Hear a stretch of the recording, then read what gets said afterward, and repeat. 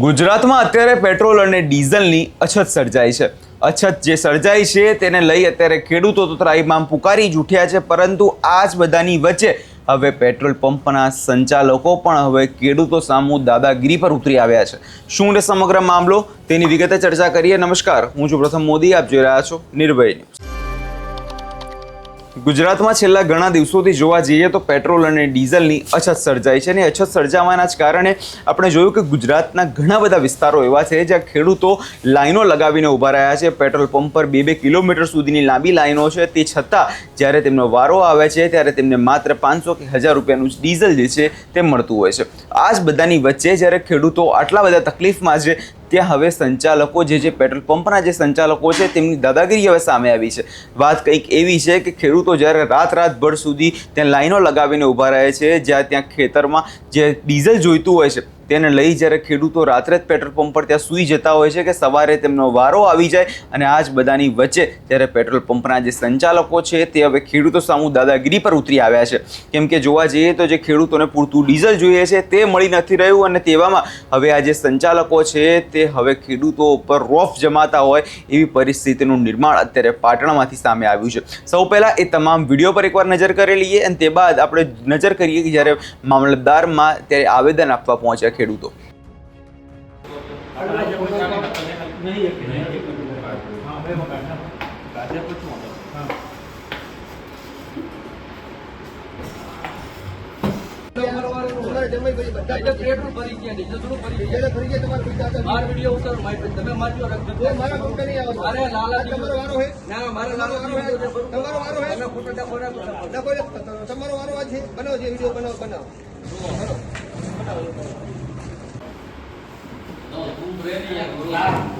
પગા કરે સાઈડ ના પડે તો પગા સાઈડ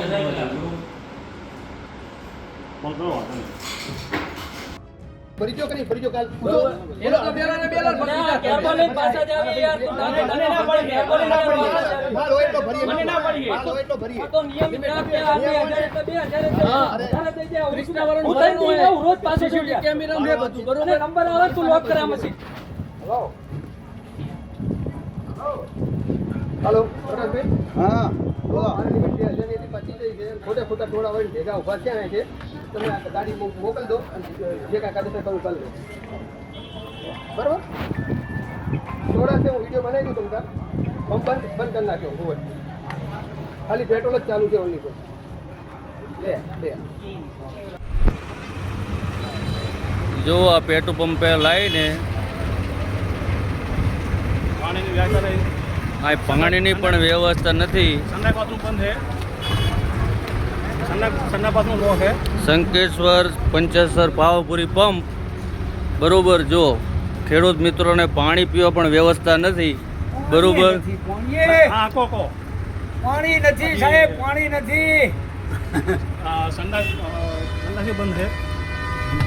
સંડાસને પણ લોક કરી દીધેલો છે. જો આ બધી એમની વ્યવસ્થા છે. પાણી પીવા લોકો જાય છે.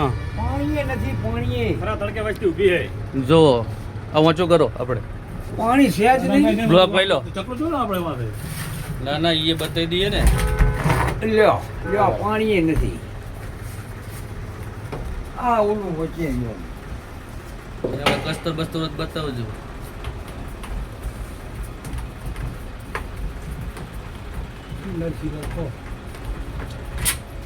લ્યો કશું નહીં, જોઈ લેંગે. કશું કેવું હોય જોવા જઈને કચરું છે, રેત છે નકરી. નકરી રેત છે. જોજો ભાઈ, એટલી ક્લિક કરી નાખાય.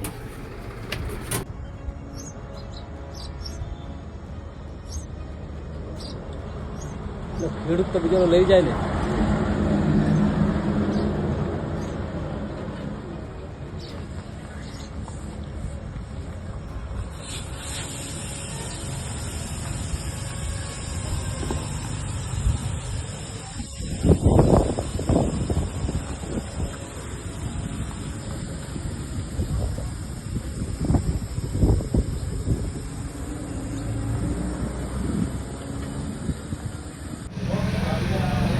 ડીઝલમાં લાઈનો જુઓ.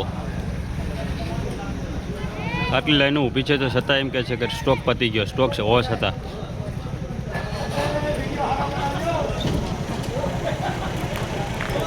સ્ટોક હોવા છતાં એમ કહે છે કે સ્ટોક નથી.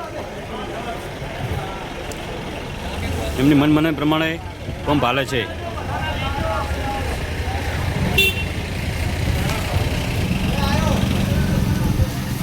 આ પંપ છે શંકેશ્વર તાલુકાના પંચાસ અને શંકેશ્વર વચ્ચે આવેલો છે.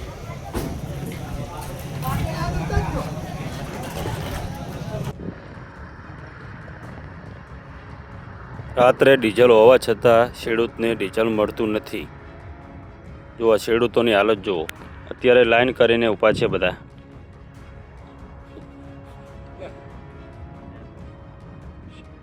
ટ્રેક્ટરની લાઈન કરીને અત્યારે બધા ઊભા છે. અત્યારે ડીઝલ હાલવાની ના પાડે છે, સવારે બધાને આપશું એમ કહે છે. ડીઝલ હોવા છતાં ખેડૂતને આખી રાત જગાડવાનું કંઈ કારણ? હવે જે રીતે અહીંયા તમે જે તમામ દ્રશ્યો જોયા અને દ્રશ્યો પ્રમાણે જે રીતે ખેડૂતો રાતભર સુધી ત્યાં પેટ્રોલ પંપ પર સૂઈ જતા હોય છે, જે સમયે ખેડૂતો ત્યાં લાઈનો લગાવીને ઊભા રહે છે, તે સમયે ખેડૂતો માટે કોઈ પણ પ્રકારની પાણીના પીવાની પણ વ્યવસ્થા જે છે કરવામાં આવતી નથી.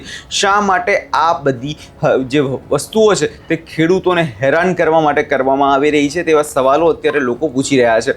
એક તરફ જ્યારે અત્યારે આટલી બધી વૈશ્વિક પરિસ્થિતિમાં જ્યારે ખેડૂતો અત્યારે ત્યાં લાઈનો લગાવીને ઊભા રહે છે, આટલી કાળઝાળ ગરમીમાં લાઈનો લગાવીને ઊભા રહે છે, જે સમયે તેમને પીવાનું પાણી પણ સરકાર ના આપી શકતી હોય, તો હવે આગામી દિવસોમાં શું થશે તેનો સવાલ અત્યારે ખેડૂત લોકોને પૂછી રહ્યો છે.